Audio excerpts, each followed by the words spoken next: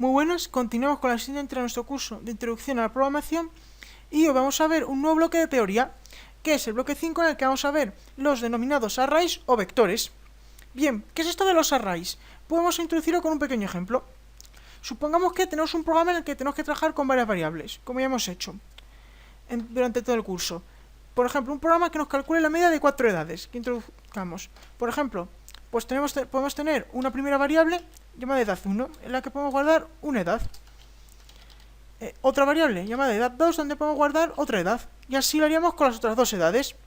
Y luego sumaríamos las 4 edades y las dividiríamos entre 4 para tener la media.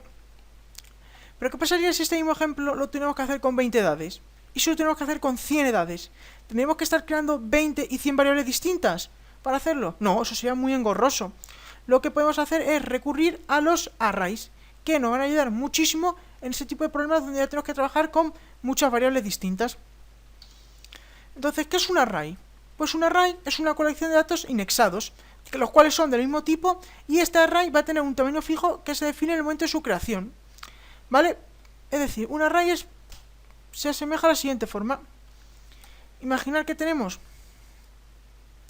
un conjunto de celdas, de ahí que se diga que es una colección,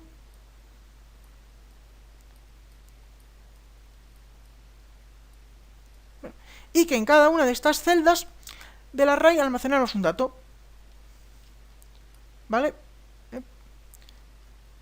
Por ejemplo, en esta primera celda podemos guardar un número, por ejemplo, un 2. ¿Vale? Y en la primera posición del array hemos almacenado un 2. Llegamos a la segunda posición y pues podemos almacenar un 5. Y así lo podemos hacer con todas las posiciones. Aquí podemos almacenar, por ejemplo, un 9 y lo haríamos así para el resto de posiciones. ¿Qué pasa? Que cada posición del array cada celda se comporta como una variable. Y es igual que si tuviéramos una variable. En ella podemos almacenar un dato y podemos luego cambiar ese valor a lo largo de la ejecución del programa. Pero es muy importante que todas las posiciones del array tengan datos del mismo tipo. Es decir, si yo en esta array estoy guardando números, por ejemplo, en esta posición lo que no puedo hacer es guardar una letra. No puedo guardar un carácter. Es decir, yo no puedo poner aquí mismo A, ¿vale? Porque son distintos tipos de datos. Sí es verdad que hay ciertos lenguajes de programación más flexibles que sí que pueden permitir ese tipo de cosas, ¿vale? Guardar diferentes tipos de datos en un array, o por ejemplo incluso algunos, creo por ejemplo Ruby sí que lo permite, lo que se denomina redimensionar un array. Es decir, nosotros hemos dicho que el concepto de array implica que tiene un tamaño fijo que se define cuando lo creamos. No obstante, algunos lenguajes más simplificados lo que sí que permiten es, una vez hayamos creado el array, redimensionarlo. Es decir, si yo por ejemplo tengo este array que tiene un número de posiciones, pues que en algún momento del programa le añado una posición más, ¿vale? Pero esto son cosas que un poco van en contra del concepto de array. Por ello nosotros vamos siempre a guardar datos del mismo tipo y los arrays van a tener un tamaño fijo, ¿vale? Son muy importantes. Y pues, dicho esto, bueno, vamos a ver cómo podemos crear los arrays con psaint. Para crear un array en pseudocódigo, pues lo que tenemos que hacer es crear una, entre comillas, variable, ya que un array no es una variable, de lo que denominamos tipo dimensión, ¿vale? A la cual le tenemos que indicar, entre paréntesis, el número de posiciones de nuestro vector. ¿Ok? Y bueno, vamos a continuar hablando de lo siguiente. Hemos dicho que es un array, cómo podemos asemejarlo y qué estructura tiene. Pero ahora, ¿cómo podemos acceder a un elemento de un array, a cada una de estas posiciones, y trabajar con ellas? Pues muy sencillo. Para acceder a un elemento de un array, lo que tenemos que hacer es escribir el nombre, el identificador del vector, y entre paréntesis, el índice, es decir, la posición del elemento en cuestión, dentro del array. Por ejemplo, aquí tenemos el siguiente ejemplo. Tenemos un vector, o array, yo le suelo llamar más array a estos, que en nuestro caso lo hemos llamado ejemplo, y en la primera posición hemos accedido escribiendo un 1 entre paréntesis, y en esta primera posición hemos guardado un 5. Hemos hecho lo mismo con la segunda posición, hemos escrito ejemplo, el nombre del array, y entre paréntesis la posición, el índice 2, y en esta posición hemos guardado un 3. Y lo mismo hemos hecho con la tercera posición. Hemos escrito el nombre del array y entre paréntesis el índice 3, y en este hemos guardado en esta posición el valor 6. Vemos que las posiciones de los arrays, como hemos dicho antes, se comportan como si fueran variables. Solo que ahora podemos tener un conjunto de muchas variables en un mismo array y no por separado, lo cual pues nos va a simplificar muchísimo nuestros programas.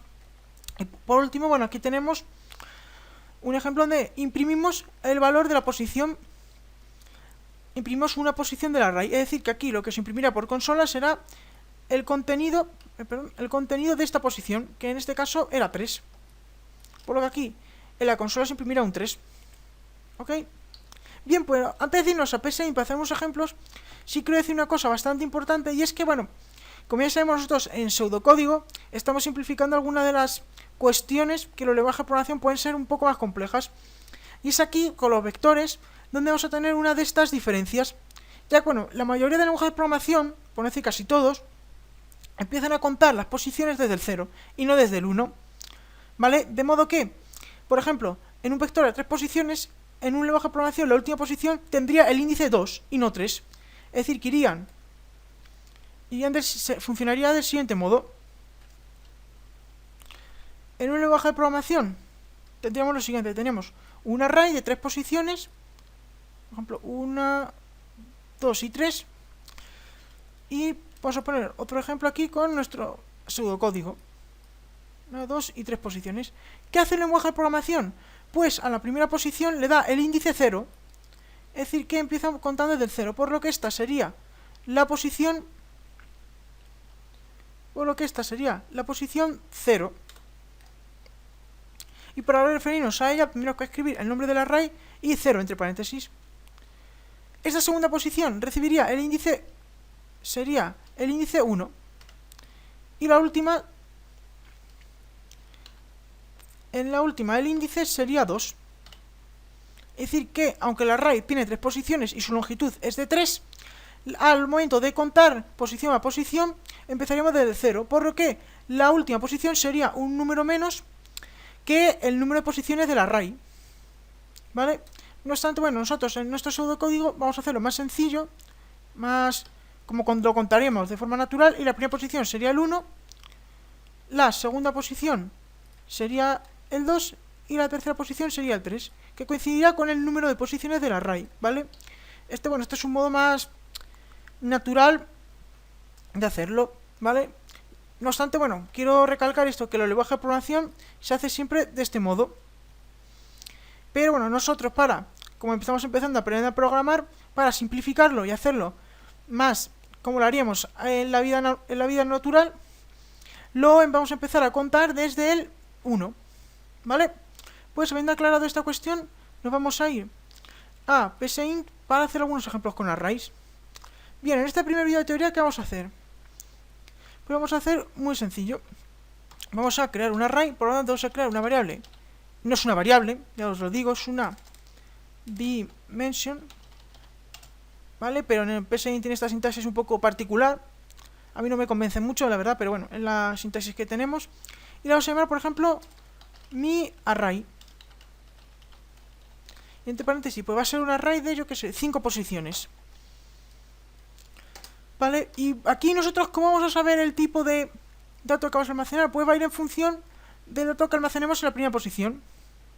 ¿Ok? En los lenguajes de programación normalmente siempre se define el tipo de dato del array cuando lo creamos. Pero aquí, bueno, lo vamos a hacer de esta manera un poco particular. De modo que vamos a hacer lo siguiente: mi array, y entre paréntesis la posición, mi array 1, vamos a guardar por ejemplo, un número, 6. Lo vamos a hacer igual con la siguiente posición, array 2. Vamos a guardar, por ejemplo, un 10. Mi array 3. Vamos a guardar, yo qué sé, un 5. Y vamos a hacer lo mismo con las otras dos posiciones.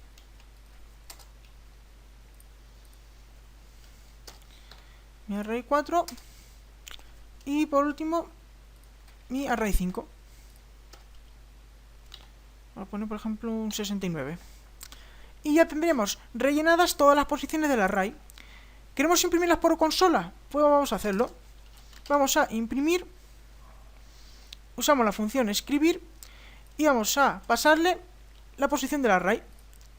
Es decir, por ejemplo, escribir mi array 1. Y vamos a hacerlo así con las otras 4 posiciones. Imprimimos la posición 2, posición 3, 4 y 5. Y ahora, ¿qué nos va a hacer nuestro programa cuando lo ejecutemos? Pues nos va a imprimir el valor de las diferentes posiciones del array. Y aquí lo tenemos. Vemos que nos ha impreso la posición 1, la posición 2, la posición 3, 4 y 5. ¿Vale? Pero esto, bueno, esto es muy impráctico, ¿no? En este caso es un array pequeño que solo tiene 5 posiciones. Pero si tuviera 30, tendremos que estar escribiendo 30 veces llamando a la función escribir, imprimir cada posición del array. No, para ello sabemos los bucles. Hemos trabajado mucho con los bucles anteriormente. Pues vamos a usar los bucles para recorrer los arrays. ¿Vale? De modo que, bueno, ¿qué tipo de bucle es el que es idóneo para este tipo de estructuras? Pues el bucle para. El bucle para es el que casi siempre se usa para recorrer los arrays porque es muy práctico. De modo que vamos a crear para i igual a 1. ¿Hasta cuándo? Pues hasta la última posición del array, es decir, el número de posiciones, en nuestro caso. En los lenguajes de programación tendríamos que poner lo siguiente: hasta que la i fuera menor que el número de posiciones del array. Como ya sabemos que cuentan desde 0, pero nosotros, por simplicidad, la vamos a hacer muy parecida hasta como lo estoy haciendo ahora con los bucles para, desde la primera posición hasta la última, con un incremento de una unidad. ¿Qué vamos a hacer? Pues en cada iteración podemos imprimir por consola cada posición, mi array, y entre paréntesis, ¿qué vamos a poner? Pues muy sencillo, el valor de la variable i, para que con cada iteración se nos imprima cada posición del array. Es decir, que este bucle y todo este código es equivalente. De hecho, si comentamos todas estas líneas,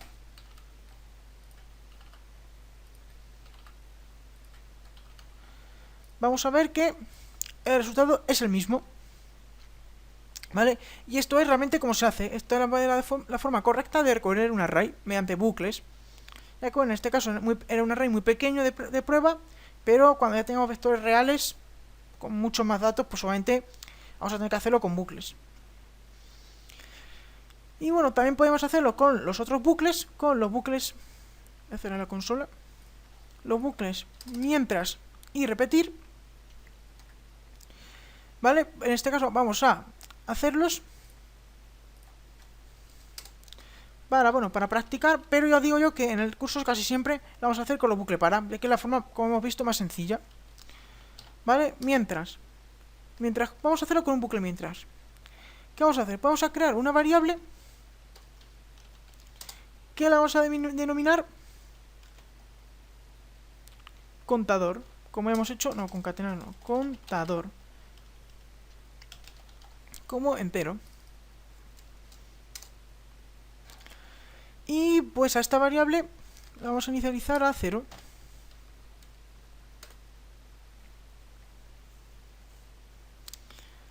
O mejor dicho, a 1 en este caso. De modo que mientras contador sea menor o igual, en este caso a 5, lo que vamos a hacer es imprimir por consola cada posición del array. Mi array, y entre paréntesis, el valor de la variable contador.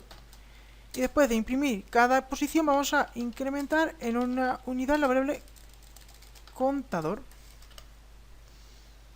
Ok, y vamos a ver, comentamos el bucle para. Y vamos a ver que el resultado es exactamente el mismo. Vemos que nos ha impreso todas las posiciones del array. ¿Vale? Y sería lo mismo con un bucle repetir. Podemos comentar este bucle.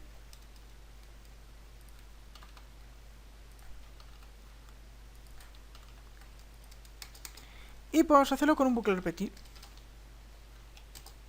¿Qué vamos a hacer? Repetir mientras la variable contador sea menor o igual a 5.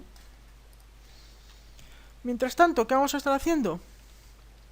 Pues vamos a hacer lo mismo, vamos a imprimir la posición del array y vamos a incrementar la variable contador en una unidad, muy parecido al bucle mientras. Y no vemos que el resultado es el mismo, nos ha impreso cada posición del array. ¿Vale? Ok, así que bueno, nosotros lo vamos a hacer con los bucles para, que es la forma más estándar de hacerlo, y la forma más cómoda. ¿Vale? Para no tener que estar creando aquí variables, contadores, ni nada por el estilo. Y bueno, podemos hacer lo siguiente. Podemos nosotros rellenar un array con valores que introduzcamos por teclado. ¿Cómo lo vamos a hacer? Muy sencillo. Vamos a hacerlo todo dentro del bucle para. De modo que estas líneas las vamos a borrar. Esto también lo podemos borrar. Y dentro del bucle para vamos a hacer lo siguiente. Vamos a, por ejemplo, vamos a imprimir un mensaje de guía diciendo escriba un número.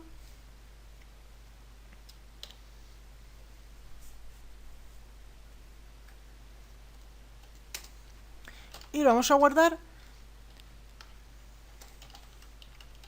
el número que escribamos en las diferentes posiciones del array.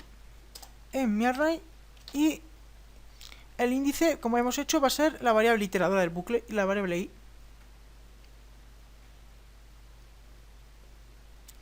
¿Vale? Esto nos serviría para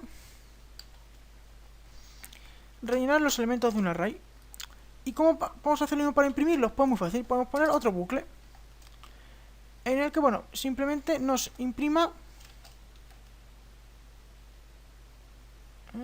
perdonad, en el que simplemente nos imprima las posiciones del array.